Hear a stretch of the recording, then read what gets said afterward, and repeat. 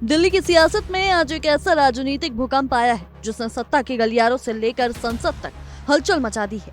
आम आदमी की राजनीति का दावा करने वाली आम आदमी पार्टी के भीतर अब सबसे बड़ी दरार सामने आ गई है और इस दरार के केंद्र में है इसके संस्थापक सदस्यों में से एक राज्यसभा सांसद राघव चड्ढा। एक भावुक लेकिन बेहद तीखे राजनीतिक संदेश के साथ राघव चड्ढा ने पार्टी से अपने इस्तीफे का ऐलान करते हुए साफ कर दिया है कि अब उनका रास्ता अलग है और उनकी मंजिल बदल चुकी है। उन्होंने कहा कि जिस पार्टी को उन्होंने अपने खून पसीने से सींचा, अपनी जवानी के 15 साल दिए, वो पार्टी अब अपने मूल सिद्धांतों और आदर्शों से पूरी तरह भटक चुकी है।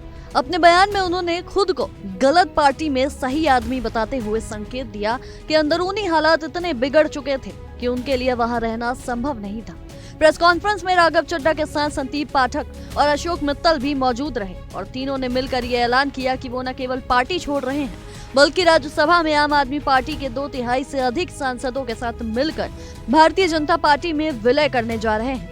ये दावा अपने आप में बेहद बड़ा है क्योंकि राज्यसभा में आपके कुल 10 सांसद हैं, जिनमें से 7 पंजाब और 3 दिल्ली से आते हैं। राघव चड्ढा के अनुसार इस फैसले के समर्थन में जरूरी दस्तावेजों पर हस्ताक्षर भी हो चुके हैं और उन्हें राज्यसभा के सभापति को सौंप दिया गया है। इस पूरे घटनाक्रम में जिन नामों का जिक्र सामने आया है उनमें स्वाति मालीवाल, हरभजन सिंह, विक्रमजीत सिंह साहनी, संदीप पाठक और अशोक मित्तल जैसे नेता शामिल बताए गए हैं। राघव चड्ढा ने यह भी कहा कि इनमें से कुछ सांसद उनके साथ मौजूद हैं, जबकि बाकी ने भी इस फैसले का समर्थन किया है। ये घटनाक्रम इसलिए भी चौंकाने वाला है क्योंकि हाल ही में अशोक मित्तल को राज्यसभा में डिप्टी लीडर बनाया गया था और अब उनका भी इस तरह पार्टी छोड़ना आपके भीतर गहरी अस्थिरता की ओर इशारा करता है।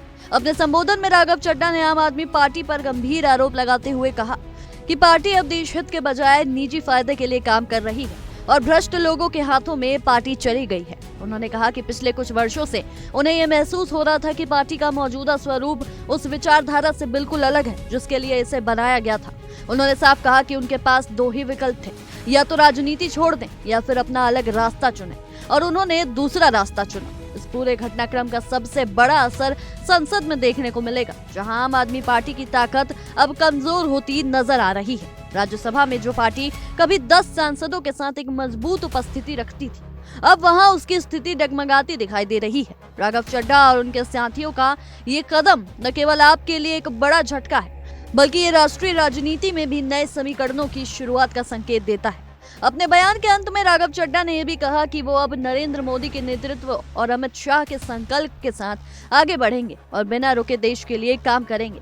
उन्होंने कहा कि वो राजनीति में करियर बनाने नहीं आए थे, बल्कि अपना करियर छोड़ कर आए थे और अब भी उनका उद्देश्य केवल देश हित में काम करना है। इस तरह दिल्ली की राजनीति में आज जो हुआ उसने ये साफ कर दिया है कि आने वाले समय में सियासी तस्वीर पूरी तरह बदल सकती है। एक और जहां आम आदमी पार्टी के भीतर संकट गहराता जा रहा है, वहीं दूसरी ओर भारतीय जनता पार्टी को इससे सीधा राजनीतिक फायदा मिलता नजर आ रहा है।